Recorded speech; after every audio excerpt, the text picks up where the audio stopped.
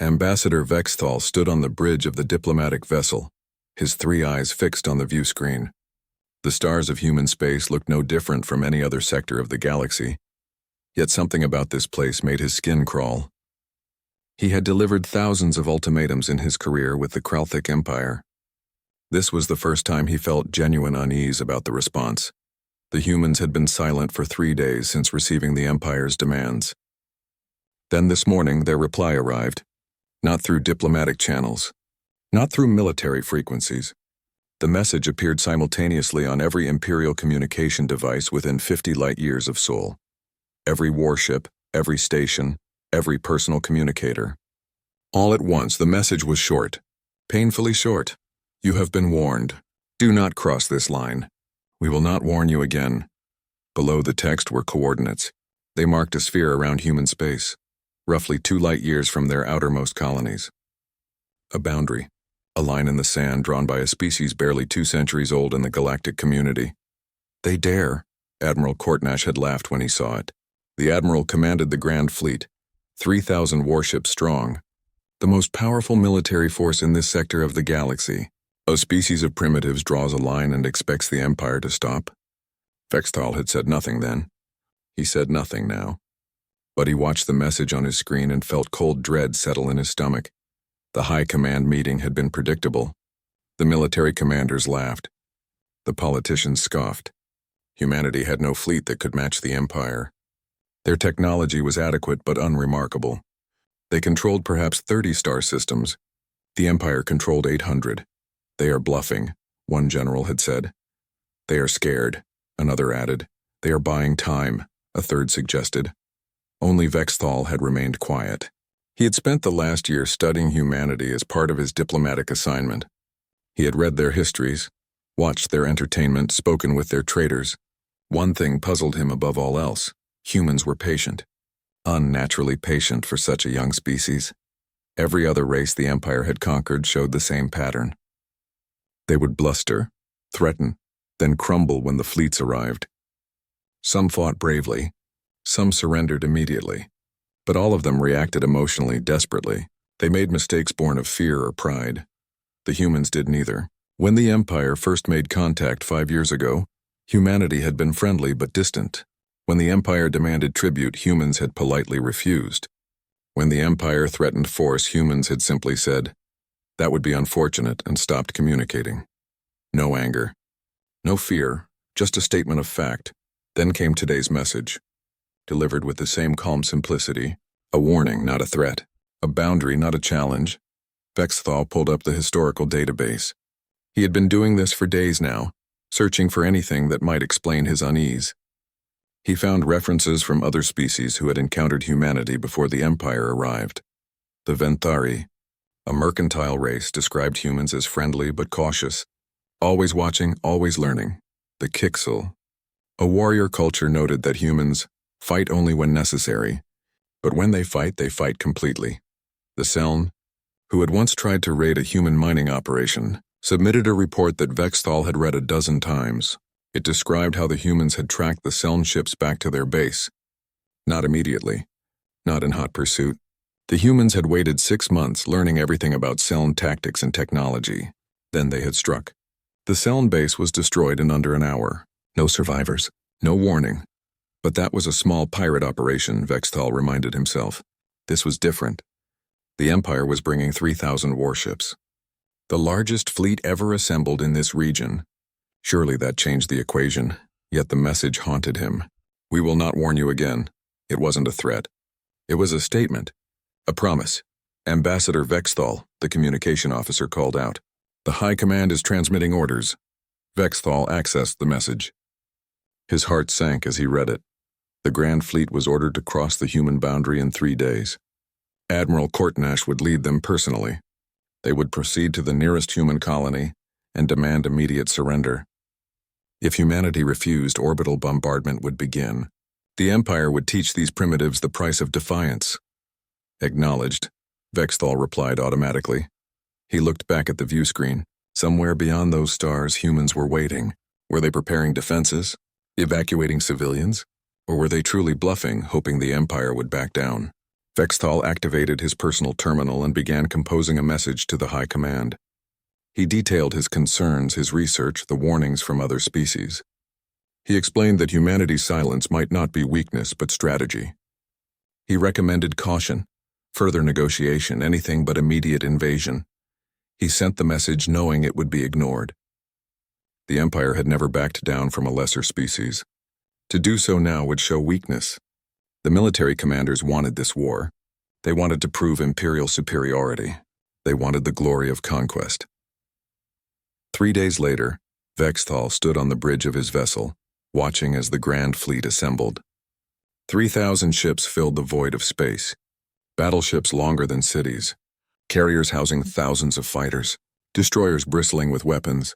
The pride of the Kralthic Empire, gathered to crush a species that had existed in space for less than 2 centuries. Admiral Courtnash's face appeared on the communication screen. His expression was confident, almost joyful. "Today we show the galaxy that the Empire does not bend to the will of children," the Admiral declared. "Today we cross their line. Today we teach humanity their place." The fleet moved forward. 3,000 ships accelerating toward the coordinates humanity had marked as their boundary.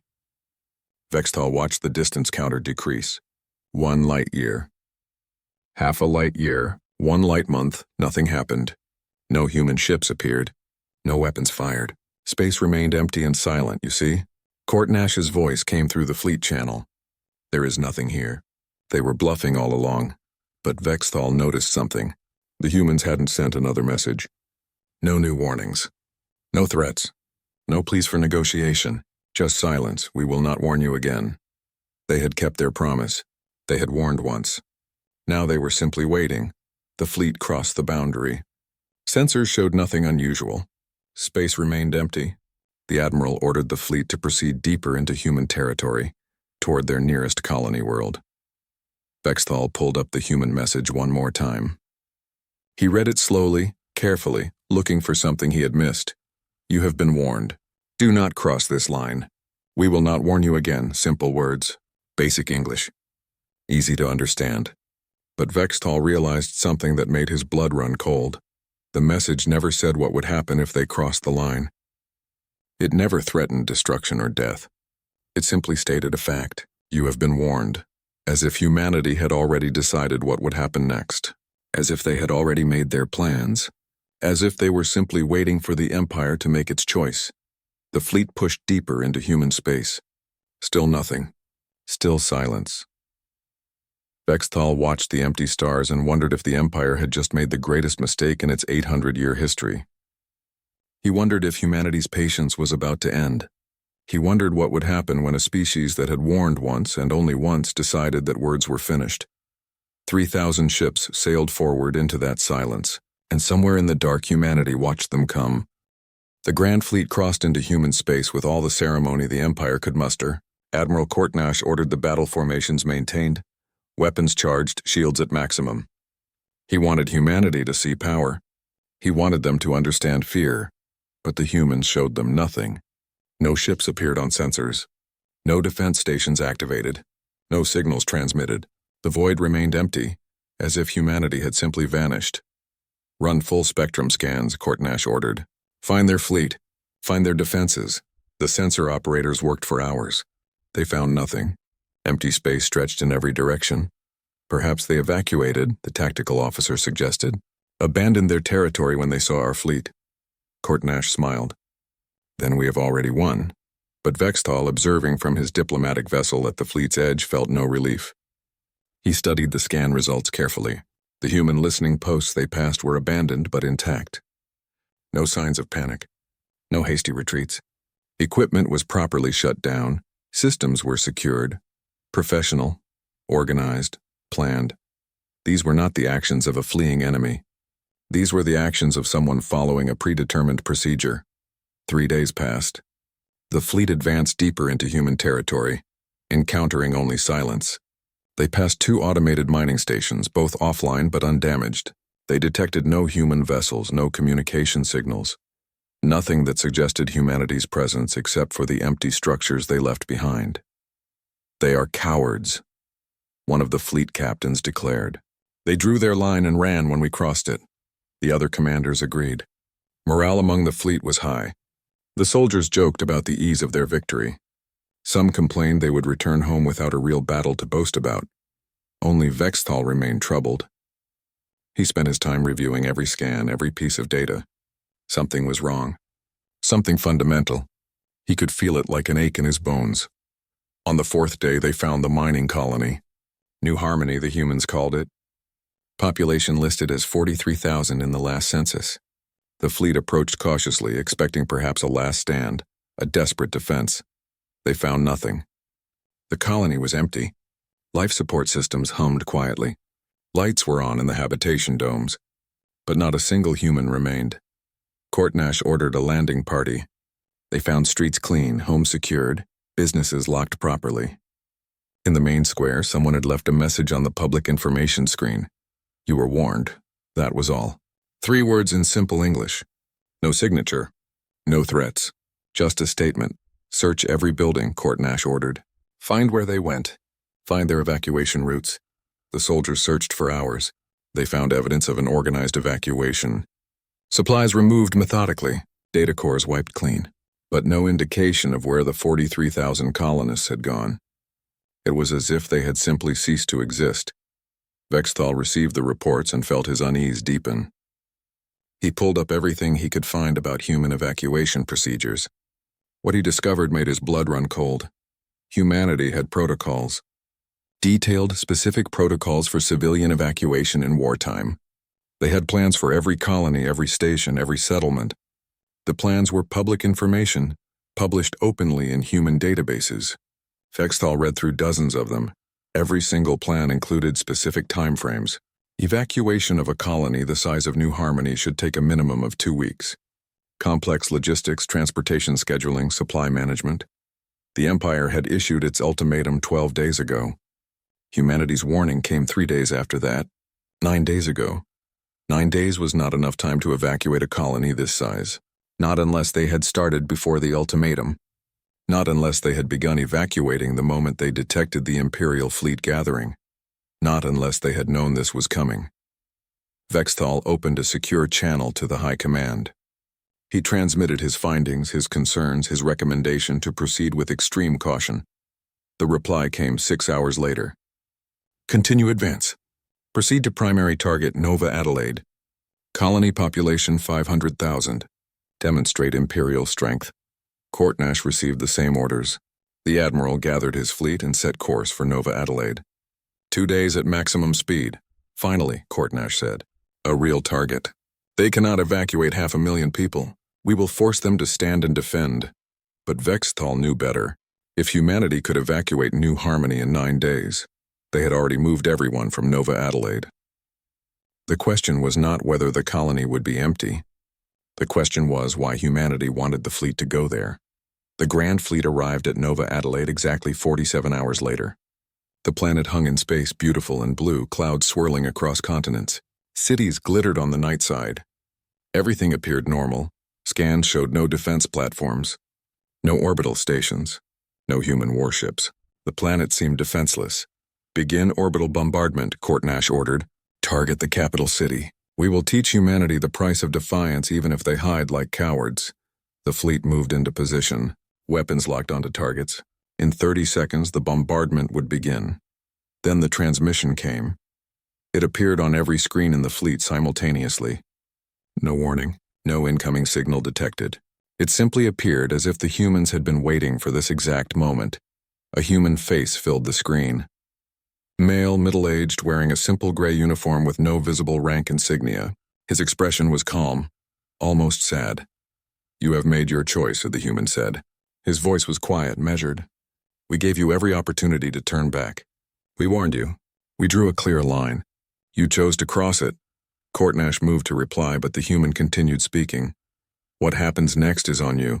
We did not want this. We do not celebrate what comes next. But you were warned. The transmission ended. The human face disappeared. For a moment, nothing happened.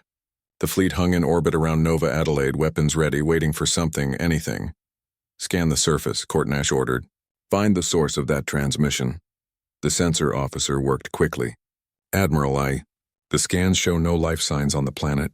No humans, no thermal signatures. The cities are empty. Impossible. 500,000 people. Where, Admiral? Another officer shouted. Gravitational anomalies detected. Multiple contacts. Hundreds of contacts. All around us, the view screen changed. Courtnash stared at what the sensors were showing. Ships. Hundreds of human ships, not appearing from FTL jumps, not emerging from behind planets. They were uncloaking. They had been there all along, hidden behind some kind of optical camouflage, silent and invisible. The humans had not run. They had not evacuated out of fear. They had evacuated the civilians and then positioned their military exactly where they wanted it. The fleet was not surrounding Nova Adelaide. The fleet was inside a trap, and humanity had just closed it. Courtnash opened his mouth to give orders, but no words came. On his screen, hundreds of human vessels moved into attack positions with practiced precision. Vexthal watched from his diplomatic ship at the edge of the fleet. He whispered to himself words that no one else could hear. They warned us. They told us not to enter. We did not listen. The first human weapons fired, and the Battle of Nova Adelaide began. The first human weapons were not energy beams or missiles. They were something else entirely. Gravitational spikes detected, the sensor officer screamed. Multiple locations throughout the fleet. Courtnash watched in confusion as several of his ships simply stopped. Not destroyed, not damaged, just stopped as if frozen in space. Then he understood. The humans had deployed gravity well generators. Ships caught in the fields could not move, could not maneuver. They became stationary targets, all ships, evasive patterns. Courtnash ordered. Return fire! But the Imperial ships were designed for direct confrontation. Face an enemy. Exchange fire, overwhelm them with superior numbers. The humans were not fighting that way. Human ships darted between Imperial vessels, never staying in one place, never presenting a stable target. They were smaller than Imperial battleships, more maneuverable, faster. They worked in groups of 5 or 6, coordinating their attacks with mechanical precision. One group of human ships targeted an Imperial battleship. They did not fire energy weapons. Instead, they launched what appeared to be simple metal projectiles. Thousands of them. Kinetic weapons? Courtnash said. Primitives. Our shields will... The projectiles struck. Each one was traveling at a significant fraction of light speed. The impact released energy equivalent to nuclear weapons. The battleship's shields held for exactly 3 seconds. Then they collapsed. The remaining projectiles tore through the hull like paper. The battleship broke apart in silence. 2,000 crew members died in an instant. What are those weapons? The tactical officer demanded. Vexthal, monitoring the battle from his ship, pulled up the data. He found references in human military history. Relativistic kinetic weapons. Simple concept. Accelerate a mass to near light speed. Physics does the rest. The humans called them RKVs. They had been discussing the concept for 200 years. Apparently they had made it work. More human ships attacked. They deployed clouds of small drones, each one autonomous, each one carrying its own weapons. The drones swarmed Imperial vessels like insects, targeting weak points, overwhelming point defenses through sheer numbers. Imperial ships began to fall, not one at a time, dozens at once. The humans were not fighting a battle. They were executing a plan. Every move was coordinated. Every attack was calculated. No wasted effort. No random actions. They have been practicing this, Vexthal said to himself. They have run these simulations 1,000 times. Courtnash realized the same thing. The humans knew exactly how Imperial ships moved, how they fought, what their weaknesses were. This was not improvisation. This was preparation. Target their command ships, Courtnash ordered. Find their flagship. The tactical officer worked frantically. Admiral, I cannot identify a command ship. They all transmit the same signals. There is no flagship, no central command. That is impossible. Every fleet has a command structure. Not this one, Admiral. They are operating as independent units with distributed coordination. Vexthal understood. The humans had designed their fleet to have no single point of failure. Destroy 10 ships and the remaining ships continued fighting without pause. It was not how the Empire fought. It was not how any species the Empire had encountered fought, but it was working. Hours passed. The battle continued. Imperial ships tried every tactic they knew. They formed defensive formations. The humans simply attacked from different angles. They concentrated firepower. The humans dispersed and regrouped elsewhere. They tried to retreat. The gravity wells trapped them, and the humans kept coming. Wave after wave of coordinated attacks. No communication, no pauses. Just relentless, systematic destruction. Court Nash's command ship shuddered as weapons struck the shields. Status: shields at 60%. Multiple enemy contacts closing on our position. How many ships have we destroyed? Court Nash demanded. The tactical officer hesitated. 43 confirmed, Admiral. 43? We have 3,000 ships. How many have they destroyed? Another hesitation. Longer this time. 718, Admiral. The bridge fell silent.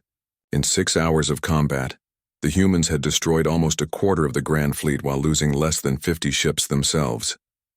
That is impossible, Court Nash whispered. But it was happening. On every screen, Imperial ships were dying. The most powerful fleet in the sector was being torn apart by an enemy they had assumed was weak and primitive. Then the human communication channels opened. Every Imperial ship received the same message simultaneously. A different human appeared on screen this time. Female, older, wearing the same simple gray uniform. Behind her, Vexthal could see what looked like a command center. Dozens of officers working at stations. "This is Admiral Chen of the Terran Defense Force," the woman said. Her voice was calm, but there was steel underneath. "You crossed our boundary after we warned you not to. You came to our homes with weapons. You intended to bombard our colony." She paused. When she continued, her expression did not change. "We did not want this war. We gave you every chance to avoid it. We are not conquerors. We are not an empire. We only wanted to be left alone." Court Nash tried to respond, but his communication systems were offline. The humans had complete control of all channels. "You are fighting with a fraction of our military," Admiral Chen continued. "The ships you face here are less than 8% of our total force. We have been preparing for this possibility since the moment we detected your empire expanding in our direction." Vexthal felt cold realization wash over him. 8%. The humans had deployed only 8% of their military, and they were destroying the Grand Fleet. "We have studied you for 5 years," Chen said. "We know your tactics. We know your technology. We know your weaknesses. We have built our weapons specifically to counter your defenses. We have trained for this exact scenario." On the view screen, more Imperial ships exploded. The humans were accelerating their attacks now as if they had been holding back before. "This is what our restraint looks like," Chen said. "This is what our mercy looks like. We gave you a warning. We drew a line. We hoped you would respect it. You did not." She leaned forward slightly. "Withdraw now, or we will destroy every ship in your fleet. You have 1 hour to begin retreat. If you remain, if you send reinforcements, we will consider it a declaration of total war, and we will bring that war to your worlds." The transmission ended. Court Nash sat in his command chair, staring at the empty screen. Around him, his officers waited for orders. Outside, the battle continued. More ships died every minute. "Admiral?" the tactical officer said quietly. "Orders?" Court Nash had no orders. He had no response. The greatest military commander in the Empire had been completely outmaneuvered by a species that had been in space for less than 2 centuries. Vexthal activated his communication system. "Admiral Court Nash, this is Ambassador Vexthal. I formally recommend immediate withdrawal. We cannot win this engagement." For a long moment, there was no response. Then Court Nash's voice came through, hollow and defeated. "All ships, begin withdrawal. Maximum speed. Retreat to Imperial space." The Grand Fleet turned and ran. What remained of it anyway? Less than 2,000 ships limped away from Nova Adelaide. Behind them, the human ships did not pursue. They simply stopped at their boundary and watched the Empire flee. Vexthal looked at his screen one last time. The human ships hung in space like silent sentinels, waiting, watching, ready. Humanity had kept its promise. They had warned once. They had not warned again. They had simply acted, and the Empire had learned what it meant to ignore a warning from Earth. The retreat was a nightmare. The remaining Imperial ships fled through human space at maximum speed, expecting pursuit at any moment. But the humans did not follow. They had made their point. Vexthal watched the casualty reports flow in. Over 1,100 ships destroyed, nearly 2 million Imperial soldiers dead. The Grand Fleet, pride of the Empire, reduced to a scattered collection of damaged vessels limping home. And the humans had lost 64 ships. 64 against 1,100, how? Courtnash kept asking. How did they do this? Vextal had been asking himself the same question. Now reviewing the battle data, he began to understand. The humans had not just prepared for war. They had prepared for this specific war, against this specific enemy. Every human weapon was designed to exploit Imperial weaknesses. Their kinetic weapons bypassed shields that were optimized for energy absorption. Their drones overwhelmed targeting systems designed for large ship combat. Their gravity wells countered Imperial mobility advantages the humans had. Spent 5 years studying the Empire, learning, planning, building weapons that would work specifically against Kralthic technology. They were not afraid, Vextal said quietly. They were patient. 3 days into the retreat, Courtnash's flagship suffered a critical failure. Life support compromised, engines damaged beyond repair. The admiral evacuated to a smaller cruiser. In his haste, he left behind most of his personal effects, including his command logs. The humans recovered the flagship 6 hours later. 1 day after that, Imperial monitoring stations detected a new transmission, broadcasting on all frequencies. Powerful enough to reach every world in Imperial space, Admiral Chen appeared on screens across 800 star systems. People of the Kralthic Empire, she began. Your leaders sent a fleet to conquer humanity. We gave them warning. We asked them to turn back. They refused. Images appeared beside her. Battle footage. Imperial ships being destroyed. The scope of the defeat laid bare for all to see. We did not want this war. We offered peace.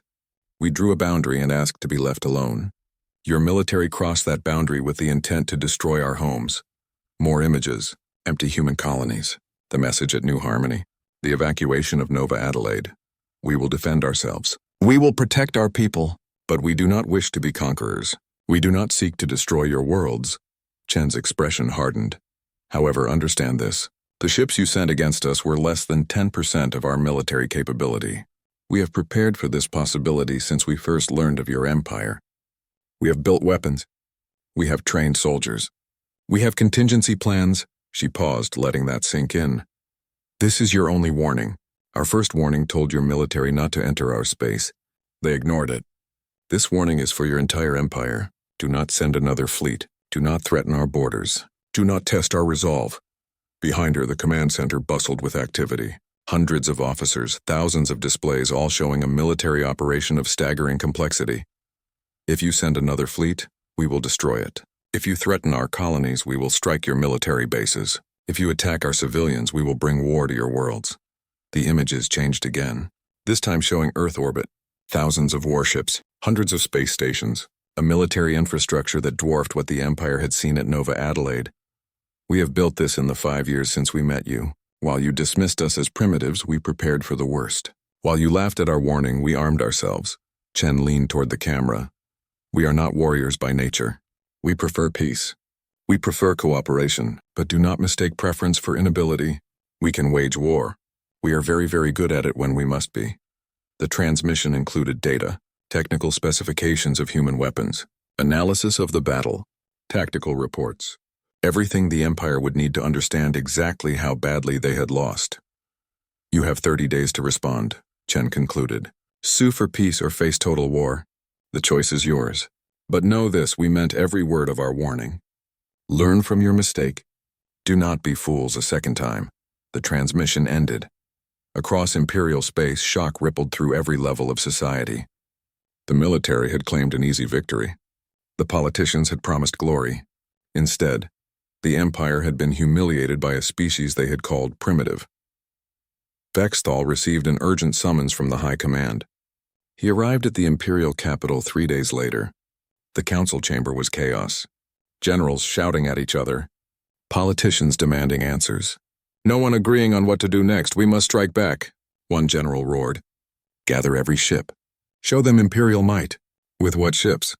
Another demanded. The Grand Fleet is destroyed. It will take years to rebuild.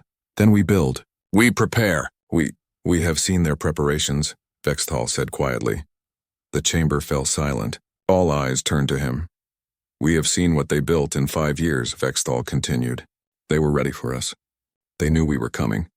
Every weapon they used was designed specifically to counter our technology. He activated a holographic display. Battle footage played for the council to see. They did not fight with passion or desperation. They fought with precision. This was not a military defending its home. This was a military executing a plan they had practiced 1,000 times. More footage. Human ships moving in perfect coordination. Weapons firing with calculated efficiency. No wasted shots. No random movements. Admiral Chen stated they deployed 8% of their military. 8% destroyed the Grand Fleet. If that is true, then humanity has a military force larger than our own. Impossible, someone shouted. Is it? Vexthal replied. We know they evacuated their colonies before we arrived. That requires logistics, planning, resources. We know they built weapons we have never seen before. That requires research, development, manufacturing. We know they have been monitoring our empire for 5 years. That requires intelligence networks. He let the implications settle. Humanity has been preparing for war with us since the moment we met. While we dismissed them, they studied us. While we underestimated them, they built an army. Courtnash, present at the council, spoke for the first time. His voice was hollow, defeated. They did not want to be warriors. We made them become what they feared they could be. The chamber was silent. Everyone understood now. Humanity had not wanted this fight. They had warned the Empire. They had drawn a boundary. They had asked to be left alone. The Empire had forced them to reveal what they truly were. Patient, prepared, deadly. What do we do? Someone finally asked. Vexthal looked at the council members. Generals and politicians who had been so confident days ago. Now they looked uncertain, afraid. We have 30 days to decide, Vexthal said. We can sue for peace and accept whatever terms humanity offers. Or we can continue this war and discover exactly how much military power they have been hiding. No one spoke. The choice was obvious. Continue and face possible extinction, or surrender to a species they had called primitive. The vote took less than an hour. The decision was unanimous. The Kralthic Empire would sue for peace. 6 days later, the formal message was transmitted to human space. The Empire acknowledged its aggression. The Empire requested negotiations. The Empire agreed to human terms. Humanity's response came quickly. They would agree to peace. They would establish formal borders. They would not seek retribution beyond the military losses already inflicted. But the message included one final statement, broadcast across Imperial space for all to hear. We told you not to enter our space. You did not listen. We hope your empire has learned the difference between a warning and a threat. We gave you the former. You forced us to deliver the latter. The war that had started with humanity's simple warning ended with the Empire's humiliating surrender. It lasted 48 hours of actual combat, and it taught the galaxy a lesson that would be remembered for centuries. Never ignore a warning from Earth. Vexthal arrived at the Imperial capital with the last of the survivors.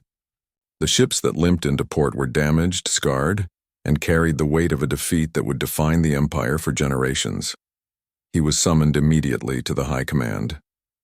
The council chamber, usually filled with proud military officers and confident politicians, now held the atmosphere of a funeral.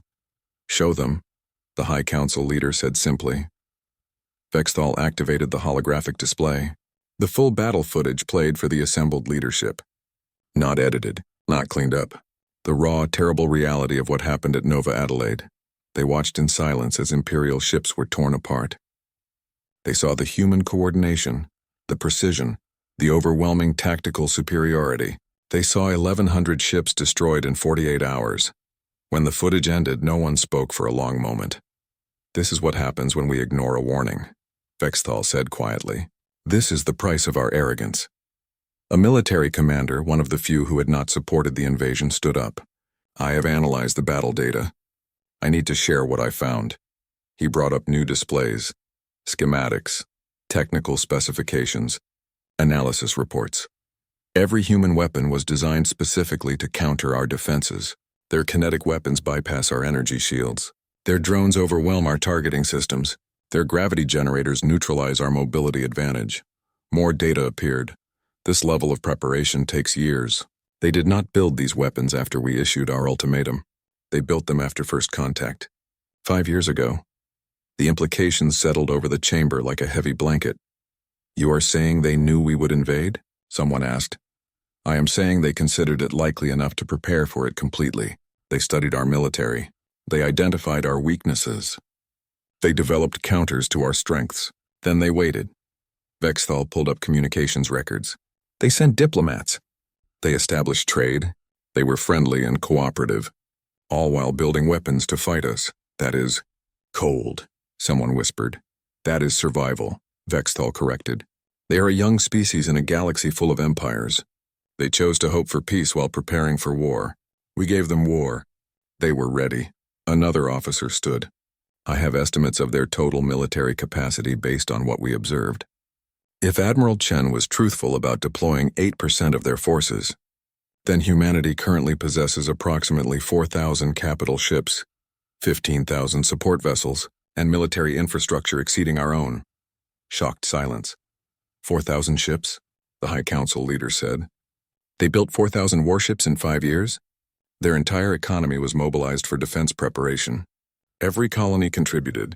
Every resource was allocated. They built the most advanced military in this sector, and we never noticed. Because they did not flaunt it," Vexthal thought. "They did not parade their ships or boast of their strength. They simply built quietly, prepared thoroughly, and waited." "What do we do now?" someone asked. Before anyone could answer, an alert chimed. "A new transmission from human space.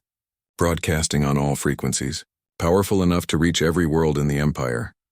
Admiral Chen appeared on the screens once again. "People of the Kraltic Empire," she began. "Your leaders have requested peace negotiations. We accept. We do not seek your destruction." "We never did." She gestured, and images appeared, documents, treaty terms, border agreements. "We will establish a demilitarized zone between our territories. Neither side will cross without permission. Trade can continue. Diplomatic relations can be established. We can coexist peacefully." Chen paused, her expression serious. "But understand clearly what will happen if you violate this peace. We have shown you 8% of our military. We have demonstrated what we can do. If you attack us again, we will not stop at destroying your fleets. We will strike your military infrastructure. We will disable your shipyards. We will ensure you cannot threaten us again."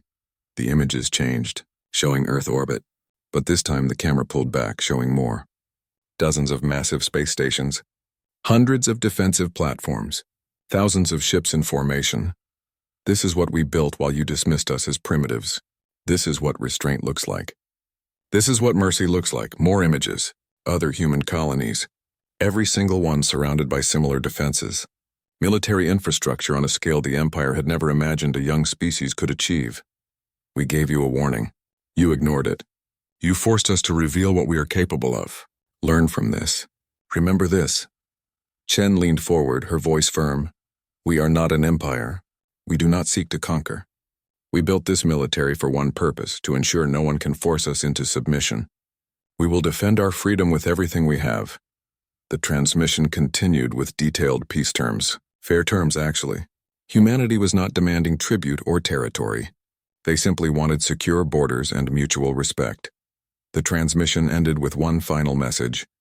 "Do not be the fools who enter Terran space. We will not warn you again." The council chamber erupted in discussion.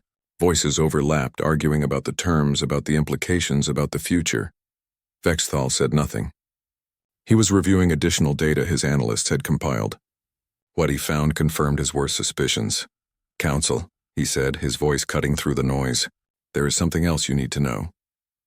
The chamber quieted. "My team has been analyzing human communications, their public records, their historical data. We found something interesting. Humanity has been planning this for longer than 5 years. He brought up more documents. They have war colleges that teach military strategy. They have think tanks that study potential conflicts. They have government departments dedicated to defense planning. All of this existed before they ever left their home system." Vexthal looked at the assembled leaders. "Humanity has been preparing for war since before they became a spacefaring species, not because they are warlike, but because their own history taught them the cost of being unprepared. They have fought each other for thousands of years. They know war intimately. They understand it in ways we do not." He pulled up human historical records, wars, thousands of them, conflicts that spanned their entire recorded history. When they finally unified and reached for the stars, they did not forget those lessons. They hoped for peace, but they prepared for war. Always, constantly, as a matter of policy.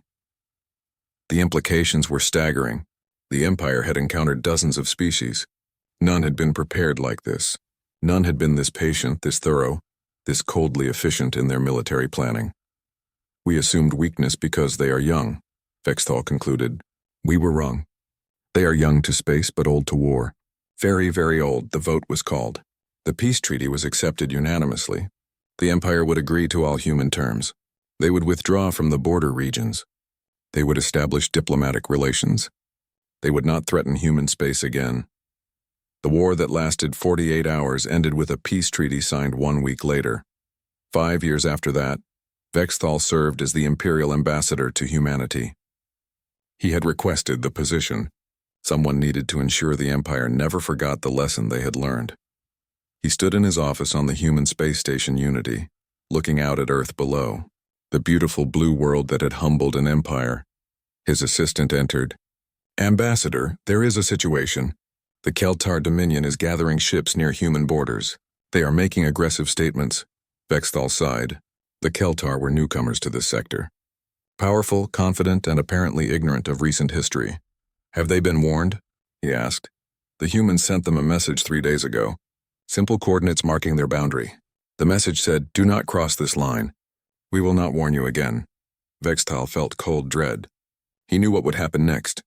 And the Keltar response? They laughed. They called humans primitive. They say they will cross the boundary tomorrow. Vexthal closed his eyes. Fools. They were fools who would not learn from others' mistakes. Send a message to the Keltar Dominion, he said. Inform them that the Kraltic Empire strongly advises against entering human space. Share our battle records. Share everything. Will they listen? Probably not. But we must try. The next day, the Keltar fleet crossed into human space. 300 ships. Powerful vessels. The pride of their dominion. Vexthal monitored the situation from his office. He watched as the Keltar advance was met with the same silence that had greeted the Imperial fleet. He watched as they pushed deeper, growing confident. He watched as human ships uncloaked around them. The battle lasted 6 hours. The Keltar lost 240 ships.